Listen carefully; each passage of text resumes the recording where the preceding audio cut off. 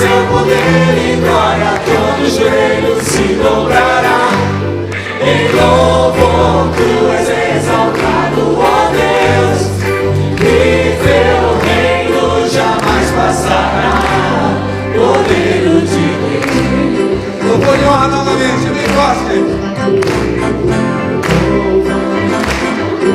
Poder e força sejam ao Cordeiro de Deus.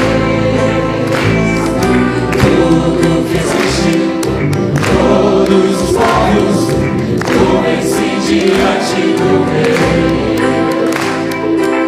Louvor e honra, poder e força sejam ao Cordeiro de Deus.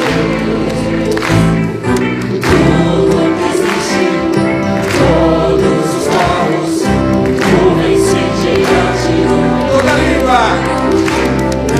Toda língua confessará seu poder e glória, todo joelho se dobrará. Em louvor tu és exaltado, ó Deus, e teu reino jamais passará.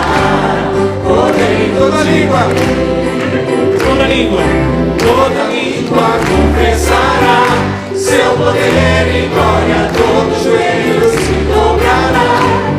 Em louvor tu és exaltado, ó Deus, e teu reino jamais passará.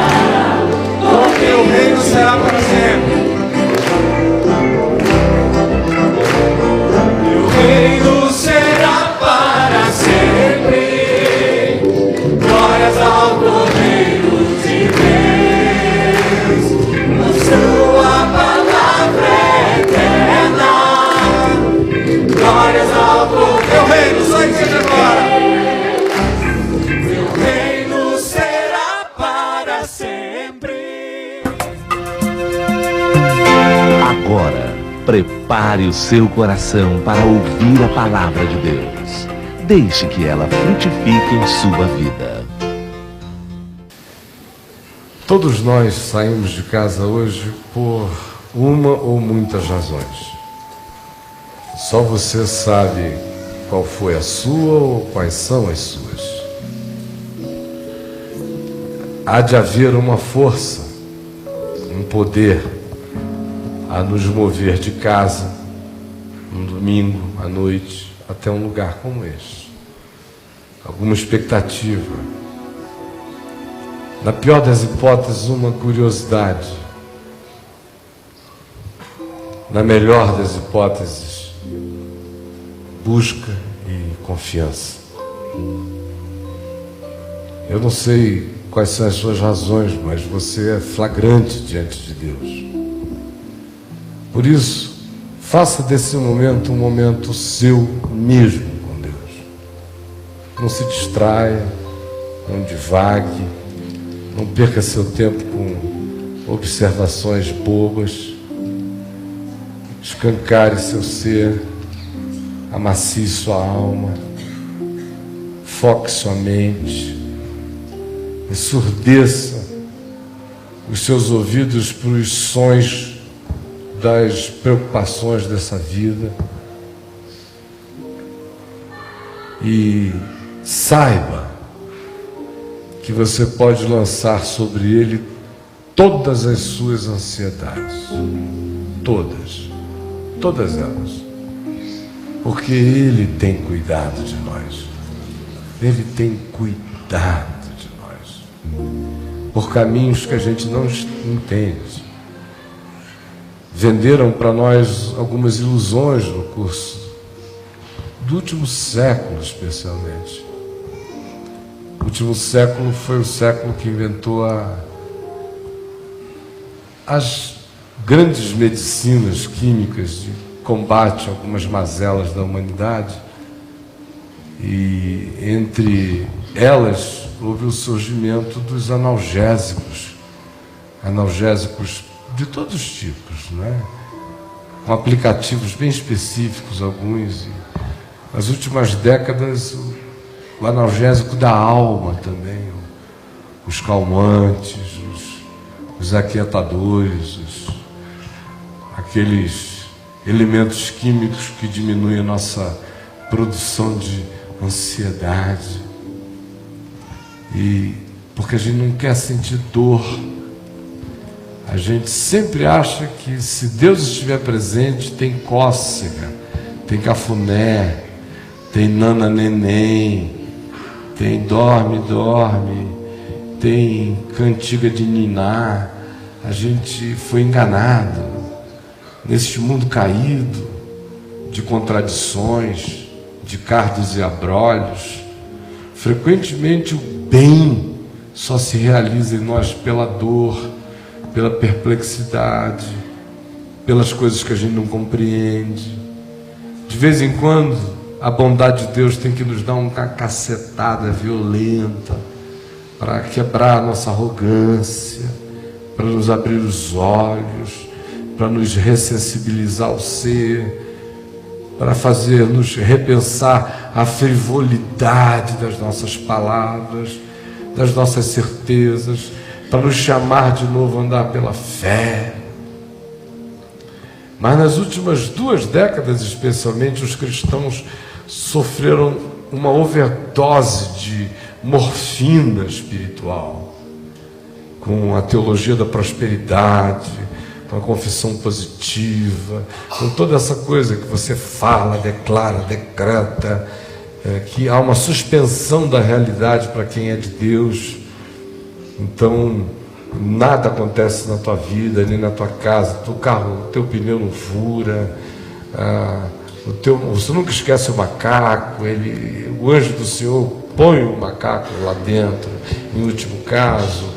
Você pode fazer tudo que Jesus disse que não era para fazer, pode ir para uma guerra com 10.000 homens contra quem vem com 20.000, pode começar uma torre sem ter tijolo suficiente para acabar, porque você decreta e tijolo aparece, você declara e as milícias crescem.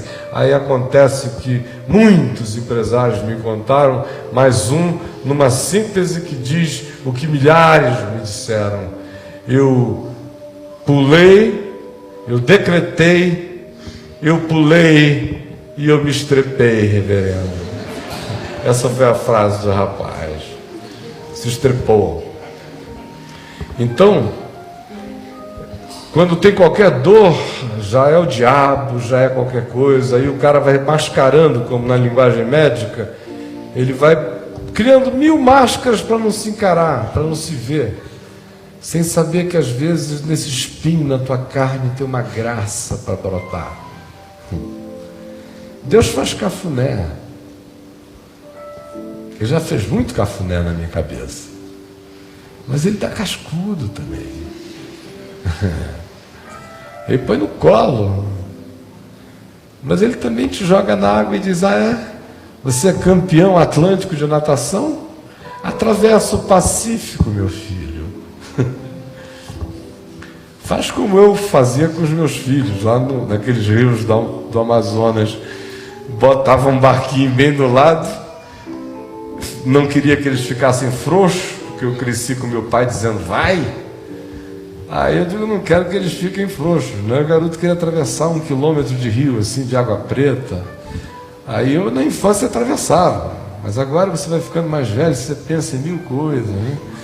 Conhece tudo que é jaú, piraíba, piranha, jacaré de 5,20 metros, 6 metros, tudo que dá ali embaixo. Diz aí, meu filhinho: não, pai, deixa eu ir. Eu digo: então vai. Aí eu digo: vai com ele, Senhor.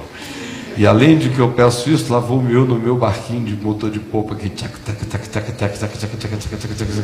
olhando para o garoto ali, dizendo assim: se alguma coisa mexer na frente, seja jacaré, seja o que for, piranha, eu vou cair comendo, em nome de Jesus. Mas esse menino não vai ficar sozinho, não. Se eu que sou mau sou assim, imagina o Pai que está nos céus.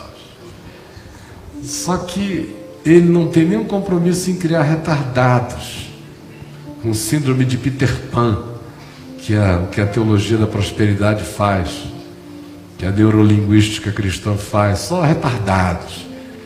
Ele está criando gente Gente para a vida, gente para a morte, gente para o nascimento, gente para o enterro, gente para a saúde, gente para a doença, gente para a abundância, gente para a escassez, gente quando ganha, gente quando perde, gente que não perde nunca, porque mesmo aparentemente perdendo, quando sabe que todas as coisas cooperam para o bem daqueles que amam a Deus, já se sabe mais que vencedor por meio daquele que nos amou. Então, sabendo disso, aproveita essa hora aqui para olhar para dentro do seu coração, para ver todas as esculpidas de Deus, onde Ele está trabalhando em ti, tirando essa pedra bruta, formar uma coisa linda, como a primeira vez que eu entrei no Vaticano, que eu andei ali dentro daquela nave enorme, garoto, ainda com uns 21, 22 anos, eu fui atraído por uma estátua maravilhosa da Verônica, da lenda católica, da Vero Icone, da mulher que teria posto um pano no rosto de Jesus quando ele ia andando na direção da cruz e a marca teria ficado impressa ali. Então é uma lenda da Verônica, por isso que até o nome é lendário. Verônica é Vero Icone, é a cara verdadeira. Então, quando eu andei na direção daquela estátua, eu fui tomado por uma sensação estranha. Eu comecei a chorar, porque eu fui olhando e eu fui vendo aquela coisa maravilhosa. Parecia uma mulher correndo solta ao vento, até o cabelo dela voava. O vestido que ela vestia parecia de seda. A perna e o vestido entre as pernas parecia transparente, a ponto de você poder ver a perna por debaixo do vestido. E era tudo mármore, não tinha nada. E eu vendo tudo arrancado da pedra, até a sensação de transparência, de leveza, de vento, de forma, de estética, de uma pedra. E se um homem pode de uma pedra fazer uma coisa tão linda como aquela, imagina o que o amor de Deus pode fazer dessa pedra que sou eu e dessa pedra que é você.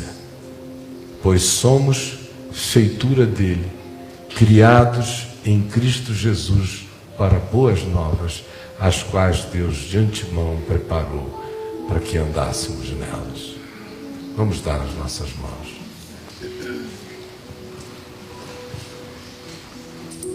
Pai nosso que estás nos céus, santificado seja o teu nome, venha o teu reino, seja feita a tua vontade, assim na terra como nos céus. O pão nosso de cada dia nos dai hoje. Perdoa as nossas dívidas, assim como nós perdoamos aos nossos devedores. E não nos deixes cair em tentação, mas livra-nos do mal, pois teu é o reino, o poder e a glória para sempre. Amém. Abrem Gálatas. Carta de Paulo aos Gálatas.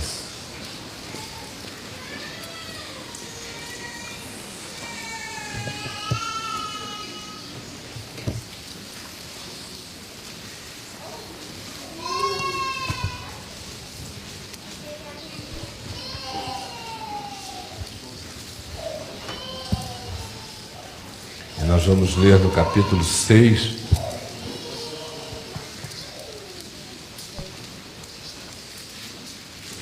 do verso 6 em diante, até o 10.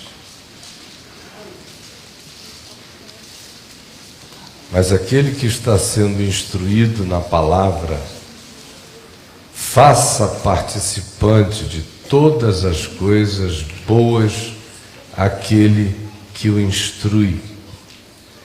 Não vos enganeis, de Deus não se zomba, pois aquilo que o homem semear, isso também se fará.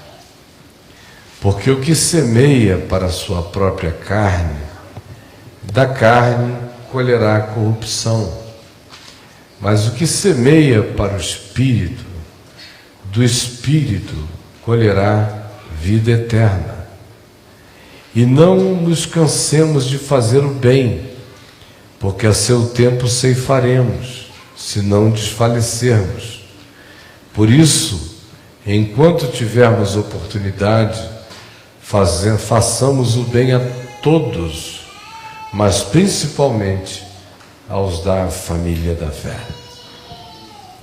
Vocês têm ouvido aqui de mim, no último ano e meio, referências frequentes, insistentes, instantes, incansáveis sobre o significado da graça de Deus, que é favor imerecido, que é nessa graça que todos nós somos alcançados, porque ela está na metafísica da criação, ela existe antes de todas as coisas, é por causa dela que todas as coisas vieram a existir, porque o Cordeiro de Deus foi imolado antes da fundação do átomo, do fóton, de qualquer coisa, de qualquer dimensão.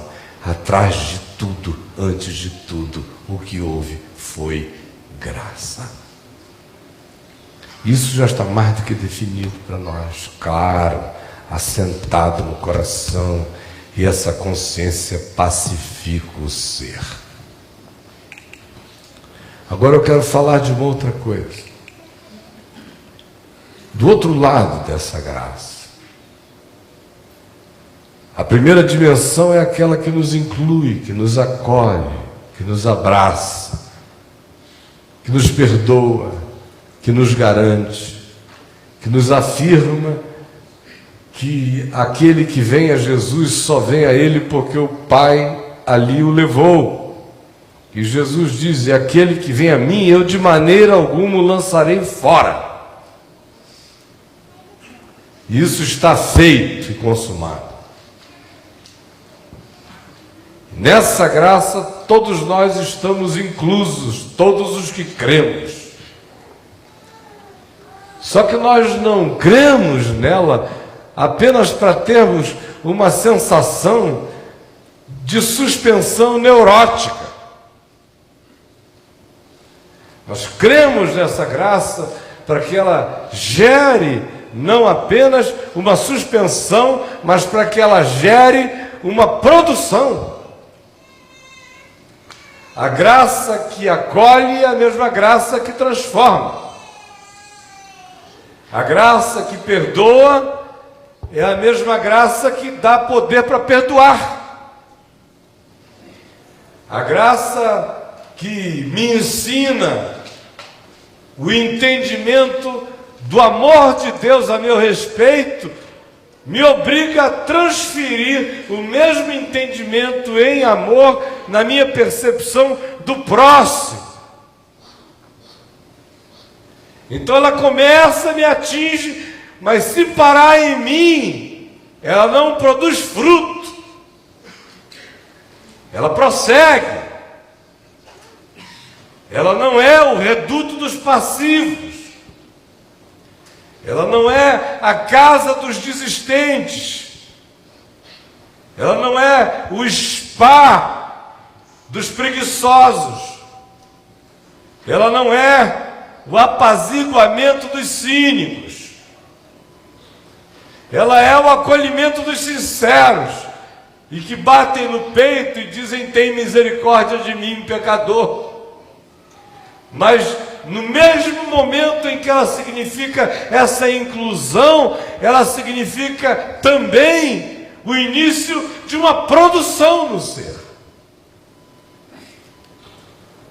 Aí Paulo termina esta carta dele aos Gálatas, que é sobretudo uma carta sobre a graça de cabo a rabo,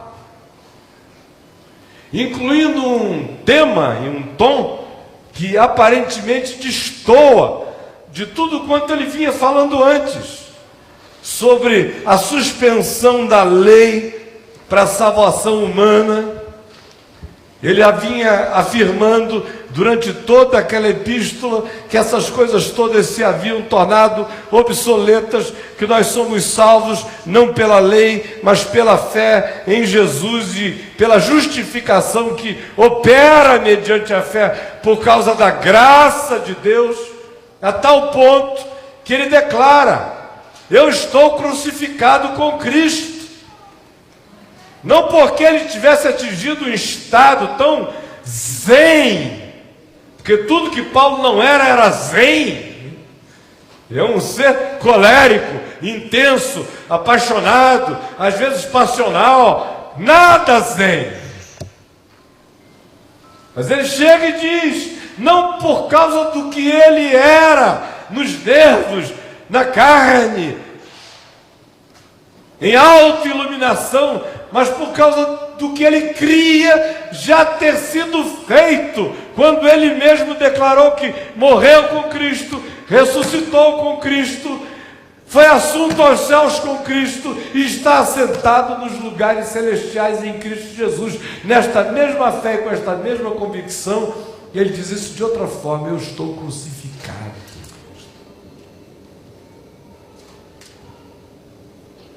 Eu estou aqui. Ele também diz, de tal modo que já não sou eu quem vive, mas Cristo vive em mim. E esse não é o último estágio da vida, é o primeiro. No meio cristão, essa frase de Paulo, já não sou eu quem vive, mas Cristo vive em mim, se transformou numa espécie de coroa dos santos. O indivíduo atingiu um nível tão zen, já está para lá de Bagdá, e já até passou voando por cima da Nova Jerusalém e disse: estou indo além. Para esse tipo de gente é que nós afirmamos que o cara já pode dizer: já não sou eu quem vive, mas Cristo vive em mim. Paulo, no entanto, estava dizendo que essa era a basicalidade da caminhada. Tudo começa aí, não termina aí, porque se o término fosse aí, não haveria nenhum caminho antes. Só existe um caminho para mim, porque Cristo vive em mim. Do contrário, eu seria o meu próprio caminho até chegar a Cristo e poder dizer: agora que eu cheguei a ti, glória a mim, louvado seja eu, Cristo vive em mim. Mas é porque eu não chego lá sozinho que o passo inicial é este. Eu estou crucificado com Cristo, logo Cristo vive em mim. E começa tudo. Nessa mesma epístola em que essas afirmações todas são feitas, ele, no entanto, termina com essa palavra estranha, que inicia com uma conversa singela, no verso 6, dando uma instrução para a comunidade. Mas aquele que está sendo instruído na palavra, está aprendendo a palavra de alguém, faça participante de todas as coisas boas aquele que o instrui. Isso vai desde ajudar esse indivíduo que está dedicando a vida a essa causa, até aquela coisa mais importante do que a materialidade, que é fazer o indivíduo realmente participante de todas as coisas boas que estão acontecendo com você. Eu, por exemplo, passei a minha vida inteira quase sempre só sendo participante das coisas ruins que acontecem na vida dos outros. Raramente alguém me procura para me fazer participante das coisas boas. Quando o meu telefonema toca, raramente é para dizer: olha, eu queria te fazer partícipe de uma coisa boa. Você me instrui na palavra, e essa palavra está produzindo isso em mim, eu queria te contar o resultado dessa compreensão. Vai desde esse elemento subjetivo, até aquele outro objetivo imaterial. Então ele começa com essa simplicidade do dar, do semear no outro. E desse semear singelo no outro, ele prossegue no mesmo espírito da semeadura, dizendo o seguinte: não vos enganeis, de Deus não se zomba. A gente já leva um susto assim, pelo amor de Deus, o que vem aí? Deixa eu esconder. De Deus não se zomba, pois aquilo que o homem semear, isso também ceifará. Aqui neste planeta, quando a gente lê o livro de Eclesiastes, por exemplo, a gente descobre que tem gente que faz o mal a vida inteira, morre fazendo mal e só vai ser objeto de algum juízo divino depois da morte. Esses viram diabo na vida, porque um ser humano que passou a vida inteira só fazendo mal e não levou o cacete do amor de Deus, vira diabo. Vira diabo, não tem escapatória. Esse é um daqueles acerca de quem Jesus diria: é diabo. Essa não é uma expressão inventada por mim, do Evangelho. Um de vós é diabo. Por outro lado, você tanto vê na vida quanto vê na descrição da vida no livro de Eclesiastes toda sorte de maluquices e de desigualdades. O que aparentemente, em muitos aspectos, nega de modo absoluto essa afirmação de que aquilo que o homem semeia, ele colhe, pelo menos na terra. Há alguns que semeiam e não colhem nunca, aparentemente. Ou pelo menos não colhem no nível em que os nossos olhos admitem a aparição ou não daquilo que a gente chama de as consequências, as causas, os efeitos. Na realidade, todo mundo colhe. A dimensão na qual as pessoas colhem é que é diferente. Alguns colhem e a manifestação na qual ela se manifesta é material, é física, é palpável, é historiável, está adiante dos olhos, é perceptível, qualquer um vê, é óbvia. Parece que tem uma relação quase de causa e efeito, há uma correspondência imediata. Essas pessoas em geral se tornam exemplo aumentado e exacerbado por nós, viram uma grande estátua de maldição como exemplo do que não se deve ser nem fazer. Acaba que a gente transforma o indivíduo num tótem maligno. Agora, e aqueles outros que fazem, do lado de fora o cara continua gostoso e belo, charmoso e tranquilo, queimado e paciente, cheio de vai e vem, nada está acontecendo, aparentemente tudo dá certo, enquanto a profissão dele é enfiar rojão no traseiro dos outros, acender e mandar para o espaço. Essa é a tarefa dele na vida. Mas ele vai passando. E a gente olha e diz: meu Deus, como é que não acontece nada com esse cara? Não cai nem um edifício dele, pelo menos. Brincadeira. Como é que não acontece nada? E a gente não tem a menor ideia. É que às vezes não está acontecendo nada do lado de fora, mas está acontecendo absolutamente tudo do lado de dentro. Todas as conturbações infernais dentro da alma do indivíduo, que do lado de fora passa aparentemente intacto. Queria dizer a vocês, com toda a simplicidade, duas coisas. A primeira é que de fato e de verdade, eu e você e todos nós que colocamos a nossa confiança em Jesus de todo o coração e cremos que está consumado, podemos ter certeza definitiva no cerne do nosso ser de que ninguém nos arrebatará da mão de Deus, porque Jesus agradou a Deus por mim, e eu creio, e tudo quanto Ele fez foi feito por mim, e eu creio nisso de tal modo que eu estou nele. E isto está feito. Isto é graça. De outro lado, isso tem a ver com o que acontece entre eu e Deus. Não tem a ver com o que acontece entre eu e você.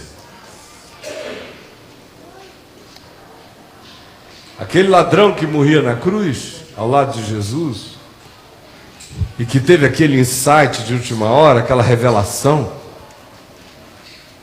e que repreendeu o que dizia: se tu és o Cristo, desce da cruz, salva-te a ti mesmo e a nós também.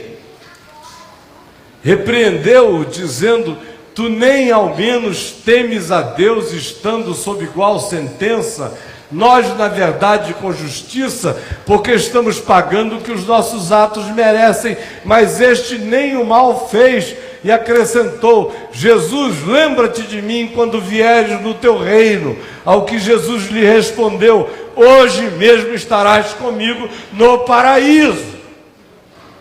Então a graça se manifesta dizendo para um homem que não tem mérito próprio, que está pregado numa cruz por causa de maldades e erros e equívocos ou enganos, ou opressões que o desviaram do curso do seu caminho, da sua natureza, mas o colocaram numa situação de delito contra o próximo, contra a vida, e por cujas realizações ele está morrendo.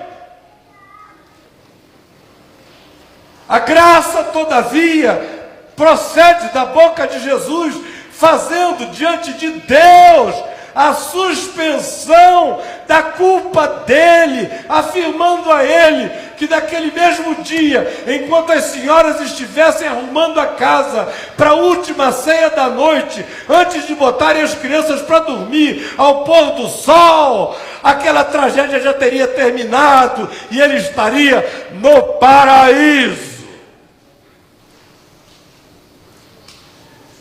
Mas a tragédia humana tinha que ir até o fim. Diante de Deus, ele semeou maldade e pelo arrependimento colheu misericórdia e graça e foi para o paraíso. Mas os homens não são assim.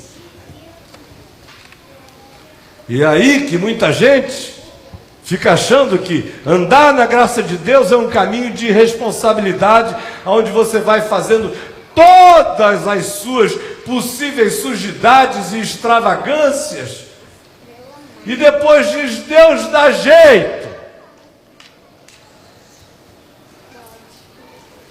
Ele perdoa o homicida Davi, ele perdoa o louco Manassés,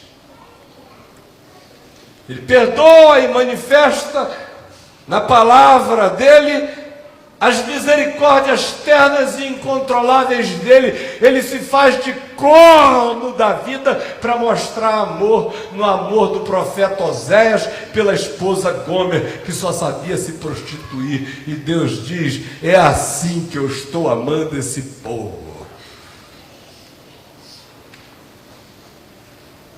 Com esse amor nesse nível. No entanto, se eu posso ter certeza absoluta de que todos os meus pecados e culpas estão cancelados, passados, presentes e futuros, e eu posso ter paz diante de Deus para viver todas as possibilidades que a instrução do Evangelho e a força do Espírito Santo suscitem em mim para seguir dando razão a Deus e crendo em obediência, o que produzirá o fruto da vida na minha própria existência. De um outro lado, eu preciso saber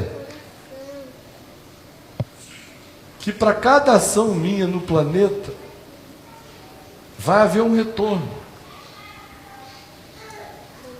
Pode ser que o retorno não aconteça na minha carne, nem no meu dinheiro, nem no meu bolso, nem na tua conta bancária. Pode ser que não aconteça no teu carro, pode ser que não aconteça na saúde dos seus filhos. Pode ser que aconteça na sua saúde emocional, pode ser que aconteça na sua saúde mental, pode ser que aconteça no desagregamento de determinados vínculos que por causa de uma determinada ação foram partidos e quebrados.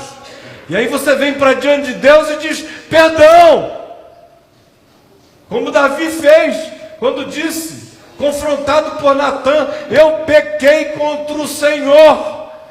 E o profeta disse, mas o Senhor já perdoou o teu pecado. Meu pecado já está perdoado, mas o filho vai morrer. Você entendeu o que eu estou querendo dizer? Diante de Deus, eu recebo toda essa graça. Mas se eu for bobo o suficiente para pensar que os homens são como Deus, ou que a existência é como Deus, eu vou me destruir todinho, porque na presença dele eu encontro infinitas misericórdias, mas como disse Davi, caia eu nas mãos do Senhor, mas não caia eu nas mãos dos homens. Porque aquilo que o homem semear, isso também ceifará. Ou você lembra daquela mulher adúltera que chegou à presença lá de Jesus, levada por aqueles homens tarados, um bando de religioso tarado, todo mundo assim, se pudesse frequentava sex shop de Jerusalém, mas não podiam, os fariseus conhecidos, taradões. Aí pegam lá a mulher no flagrante. Flagrante já pegou do jeito que vê o mundo, né? Para ser flagrante. Leva no flagrante a bichinha. Lá vai ela no flagrante. Igual Eva no paraíso. Lá vai ela, né? Com a serpente em cima. Um monte de serpente. Tudo fariseu. Em cima, acusando a bichinha. Bota ela lá na frente de Jesus. Aí vem com aquele discurso do diabo. Que o diabo é o manipulador supremo da Escritura contra o amor. Mestre, Moisés nos mandou na lei que tais mulheres sejam apedrejadas. Tu, pois, que dizes? Aí Jesus não disse nada. Como insistiram na pergunta, ele só levantou e disse, olha só, quem dentre vós estiver sem pecado, seja o primeiro que atire pedra, pode começar o festival. Só olhar para a consciência, se não tiver nada, pedra na mulher. Voltou a escrever no chão. Aí o seu Manassés, de 82 anos, começou tudo com os mais velhos, né? O cara já tinha assim layers e layers e layers, camadas e camadas arqueológicas de pecado, né? Sim, assim, desde a era jurássica o bicho estava lá. Aí o seu Manassés disse, eu vou embora antes que essa pedra volte na minha cabeça, sei lá. Aí Jesus disse, mulher, ninguém te condenou? Ela disse, não, Senhor. E ele disse, nem eu tampouco te condeno. Agora vai, não peques mais. Termina aí para nós, né? Sabe lá o que essa mulher enfrentou em casa? Pelo amor de Deus. O que o marido tentou fazer? Onde é que ela foi parar? Perdoada por Deus e desgraçada pelos homens. Como ladrão, direto para o paraíso, mas pregado na cruz. E a gente podia sair multiplicando esses exemplos ad eternum, porque a Escritura é farta deles, e a vida muito mais ainda. Aquela pecadora de Lucas 7, que chegou aos pés de Jesus na casa de Simão, o fariseu leproso, e que se arremeteu aos pés dele, chorando e beijando-lhe os pés, enxugando os seus pés com os seus cabelos, enquanto o fariseu julgava Jesus, também cheio de outras pulsões no ventre dele mesmo. Ele exerceu um juízo espiritualíssimo, baseado nas vísceras da carne. Ah, se esse homem soubesse quem e qual é esta mulher. Ele sabia, meu Simão. Quem e qual é esta mulher que é pecadora, não deixaria ela ficar aí beijando os pezinhos tão santos dele. Aí Jesus se levantou, olhou para ele e disse: Simão, eu tenho uma coisa a te perguntar. Para te dizer, eu entrei na tua casa e tu não me beijaste o rosto. Essa mulher está me beijando os pés. Eu entrei em tua casa e tu não me ungiste a cabeça com óleo, como é de praxe, gentil e elegante. Ela, no entanto, lava os meus pés com suas lágrimas e os enxuga com seus próprios cabelos. Aquele a quem pouco se perdoa, esse pouco ama. Aquele que tem pouca consciência do perdão que recebeu, esse ama pouco porque se sente pouco perdoado, tem muita justiça própria. Mas aquele que sabe a profundidade da graça do perdão que recebeu, esse muito ama, porque sabe o tamanho da multidão de culpas que lhe foram cobertas para sempre. Termina aí lindo, Jesus dizendo: filha, a tua fé te salvou, vai em paz. Aí ela vai.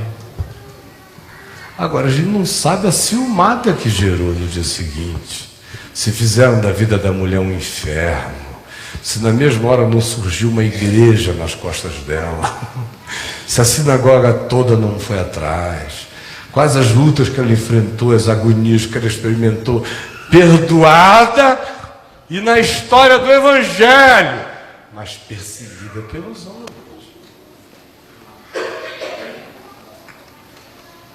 A graça que me perdoa diante de Deus não faz supressão da realidade no chão da terra. Fique sabendo disso. Perdão absoluto eu tenho.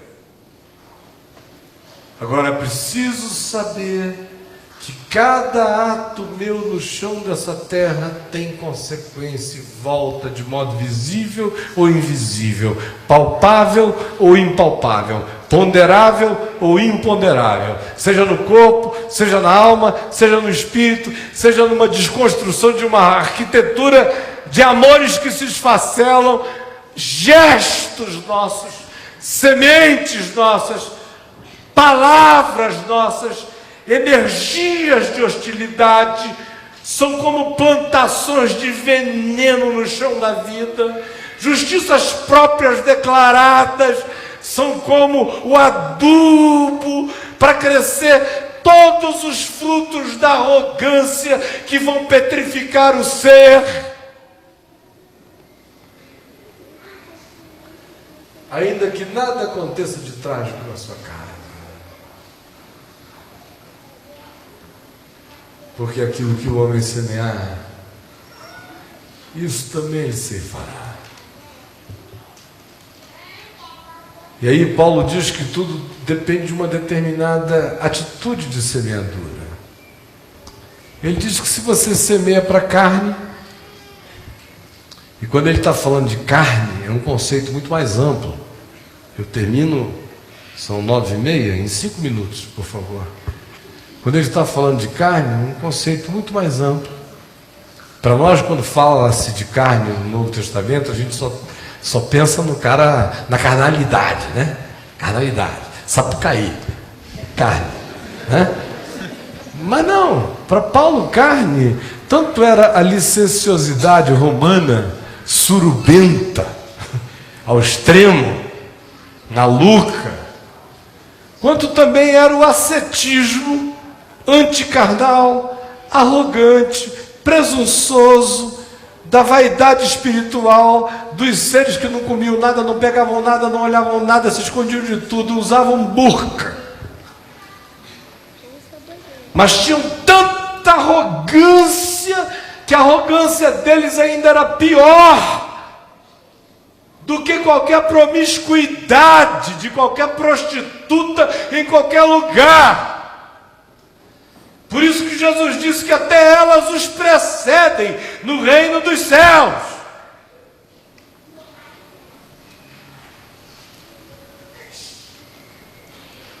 E aí, ele diz, olha, se o teu negócio for carne, e por carne, entenda o entendimento mundano, essa coisa da troca, da barganha, do jogo.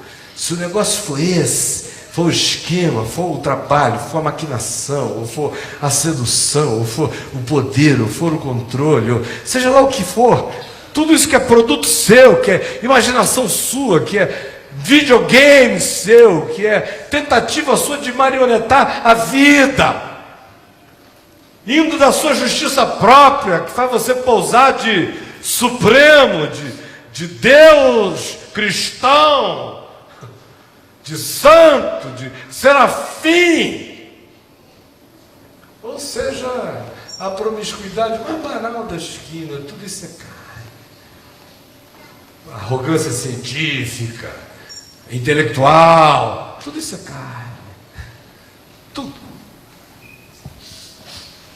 E aí Paulo diz, olha, se a inclinação for nessa direção, meu irmão, você só vai receber essa qualidade. Se a semeadura for desse tipo, não tenha dúvida, a qualidade existencial que vai retornar é essa. Quem semeia para a carne, da carne colhe corrupção. Agora, aquele que semeia no Espírito, e aí é Espírito com E maiúsculo, Espírito Santo, aquele que se entrega ao pendor do Espírito, que é vida, paz, que é descanso, que é certeza de que está tudo consumado, que é libertação daquela fobia da morte que eu disse, que é a pulsão mais suicida que existe em nós.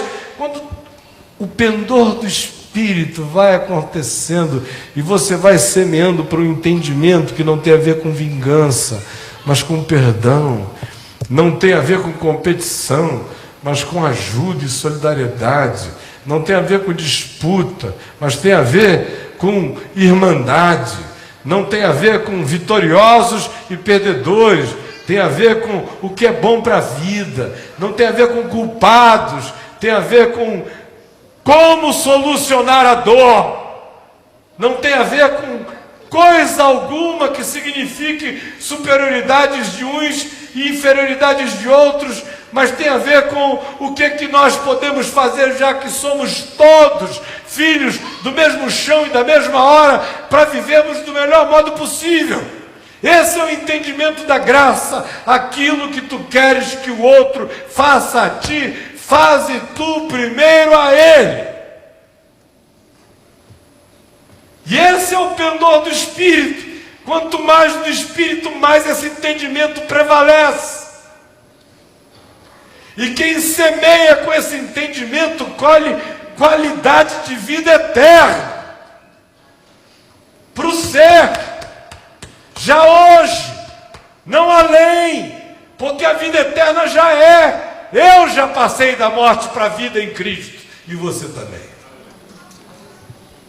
A qualidade da vida eterna começa a brotar em mim.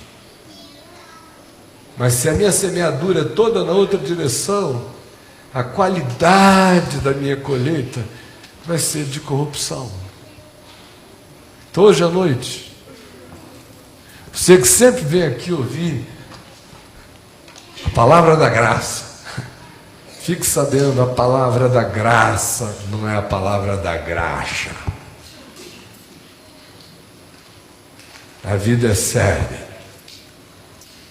E é justamente porque a salvação é tão grande e a misericórdia é tão imensa, que a expectativa é que, constrangidos por um amor tão louco, o nosso coração deu fruto de uma existência que considera que um morreu por todos, logo todos morreram, para que aqueles que vivem não vivam mais para si mesmos, mas para aquele que por eles morreu e ressuscitou. E aí nasce a nova criatura, que vai crescendo todo dia, se transformando na imagem de Deus, sendo esculpida até virar Verônica, vero ícone, imagem verdadeira da cara de Cristo em nós. Quando você sair daqui hoje, considere cada semente que você planta com a sua boca, com a sua língua, com a sua fala, com os seus gestos, com as suas ações, com os seus juízos, com as suas interpretações. Considere, meu irmão, minha irmã, porque o Deus de toda graça já nos perdoou, mas a vida é implacável e de Deus não se zomba. A gente fica pensando que dá para brincar com Deus. Ao mesmo tempo em que Ele me perdoa, Ele me ensina que Ele não é de brincadeira. E aí eu vivo o paradoxo de estar absolutamente absolvido nos céus, no paraíso, e pregado numa cruz desnecessária. Aquele homem não tinha alternativa, foi uma situação da última hora.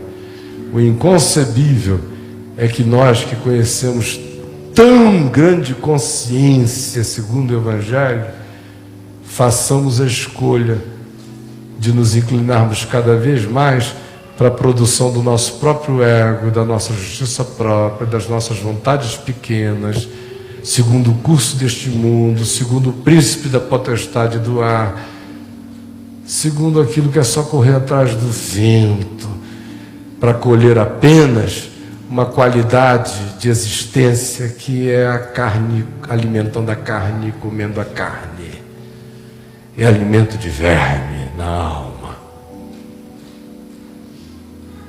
Mas que o Espírito Santo não deixe você viver o paradoxo e a contradição de estar perdoado e vivendo uma vida como quem se pune, porque só semeia o que volta como mal. Que o pendor do Espírito surja em nós. E que o entendimento do Evangelho cresça, para que a semeadura de todas as coisas,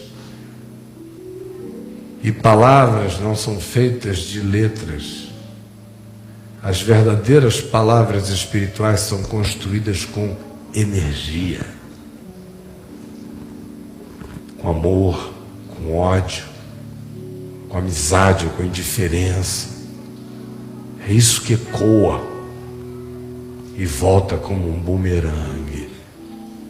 Quem tem ouvidos para ouvir, ouça e aprenda a viver na misericórdia de Deus.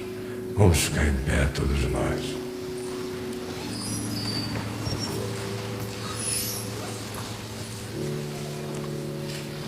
Agora, se você está vivendo uma outra crise, que é aquela de que fez o que não devia, está apanhando, e por causa disso não se sente perdoado, essa é obra maligna também. Porque você já está perdoado, embora ainda esteja apanhando. E disso, meu irmão, olha aqui para mim, porque com sinceridade eu entendo razoavelmente bem o que é estar completamente perdoado e apanhando e apanhando. Mas para quem tem algum entendimento, o fruto que daí advém é riqueza para o coração. Vamos dar as mãos e vamos orar juntos.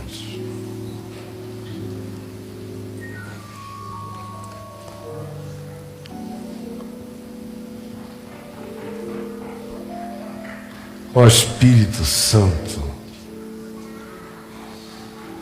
por favor, coloca agora em nós essa vontade de irmos escolhendo a cada dia uma qualidade de vida melhor. Ajuda-nos a semearmos o que é bom.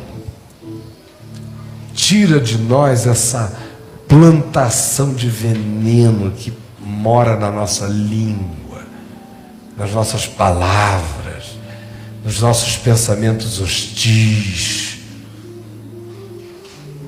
nas nossas certezas perversas, nos nossos juízos medonhos. Salva-nos disso tudo e dá que nós que recebemos tão grande perdão e cremos nisto, usufruamos dessa graça, não para dar lugar à perversidade ou a uma inclinação banal, mas permite que a sublimidade da tua graça faça nascer em nós um pendor para a vida, não para o suicídio, não para a autodestruição, não para a corrupção do ser, mas para aquilo que traz uma qualidade eterna para o nosso viver. Começar de aqui e agora. Por favor, abre o nosso entendimento, faz isso por nós.